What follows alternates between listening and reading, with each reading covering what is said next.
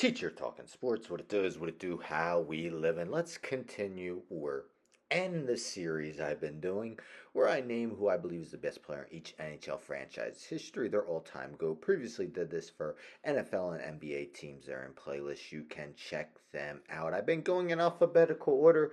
Today we land on the last team, that being the Winnipeg Jets. Now, the original Winnipeg Jets, their franchise is not with the current Winnipeg Jets, as this Winnipeg Jets, this iteration began with the Atlanta Thrashers. They were known as the Thrashers from the 99-2000 until the 2010-11 season. They became the Winnipeg Jets in 2011-12. So 24 seasons of NHL action, have not yet reached the Stanley Cup.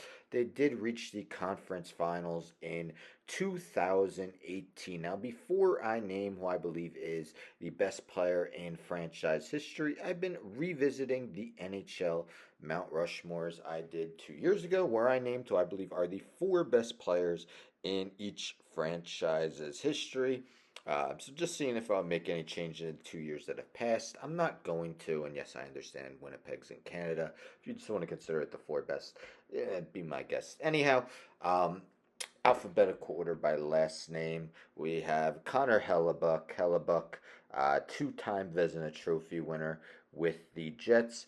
Ilya Kovalchuk, who played with the Thrashers, led the league in goals in 2003-04. Mark Sheffley, 13 years, still active with the Jets, 717 points.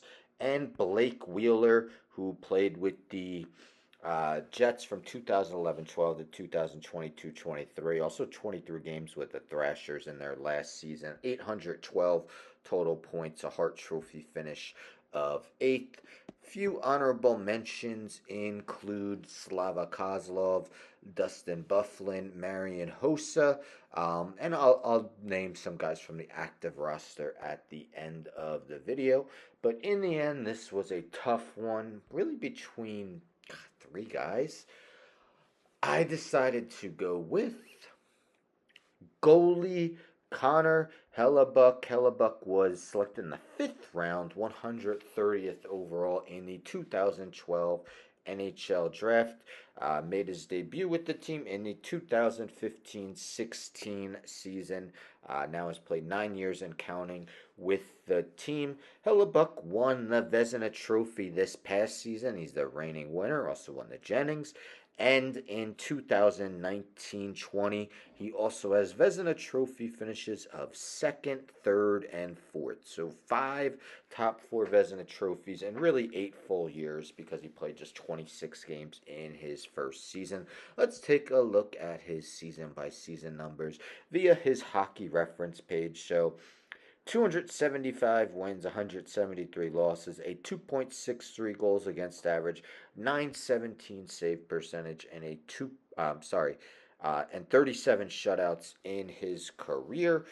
He has Hart Trophy finishes of 6th, 11th, 13th, and 19th. 6th twice, 11th, 13th, and 19th. Hellebuck does in his career. Twice a first-team All-Star, once a second-team All-Star. As you see, he's a guy who rarely takes a night off. 4 times he's led the league in games played in the 2017-18 season. His 44 wins led the NHL. He has 5 seasons of at least 31 wins. Save percentage well over 900 each year of his career. Goals against average under 3 every year. He's had 4 seasons with a goals against average under 2.5. At least 2 shutouts every year, and majority of them, 7 of his 9 years, has had at least 4 shutouts. His 6 shutouts led the NHL in the 2019-20 season. Now, I know what some people are thinking. His bugaboo of late has been the postseason. Struggled mightily against the Colorado Avalanche last season and wasn't as bad the previous year, 2023 playoffs against the Golden Knights, but wasn't exactly good either. But if you look at his first four postseasons, he was well above average, especially that first postseason he was ever in, 2017-18, the year that they 2018 postseason, the year they did reach the conference finals. In that postseason, he had a 2.36 goals against average, a 922 save percentage, and two shutouts in the 2021 postseason. They did get swept by the Canadians in the second round, but uh, wasn't due to struggles from Hellebuck in his 8 games in that postseason. 2.23 goals against average, 931 save percentage, and one shutout. So it's not like he's been a perennial postseason choker. Yes, he did really struggle against the Avalanche this past postseason, but it's not like he's never done well in the postseason. Really did well the year they made it to their farthest in franchise history. I mean, he's already 53rd all time with his 275 wins.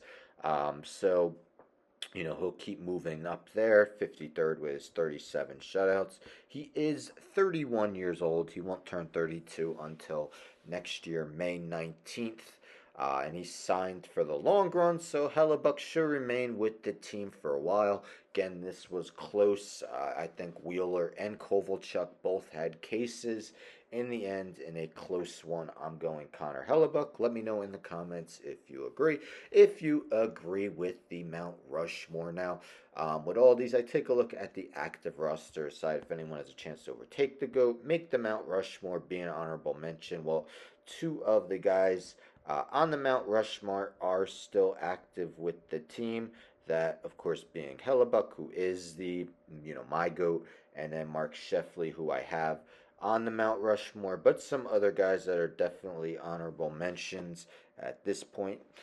Kyle Connor, just 27 years old, already has 243 goals and 485 points in his career. We also have Josh Morrissey, has finished top 10 in defensemen. Fifth and seventh the past 2 seasons in Norris Trophy voting.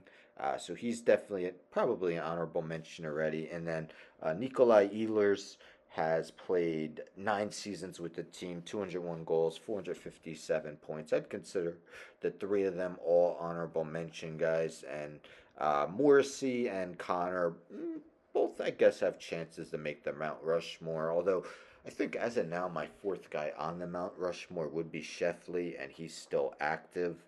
And actually did lead the team in scoring this past season with 72 points. But anyhow, series is over. All 32 teams are done. Again, these will be in a playlist, as are the NBA and NFL ones I did in the past. I like doing these in the off season when there might be less to talk about with the sport. So the last of the four major North American sports I have to do is MLB. So I will be doing that sometime after the World Series. So stay tuned for that if you're a baseball fan.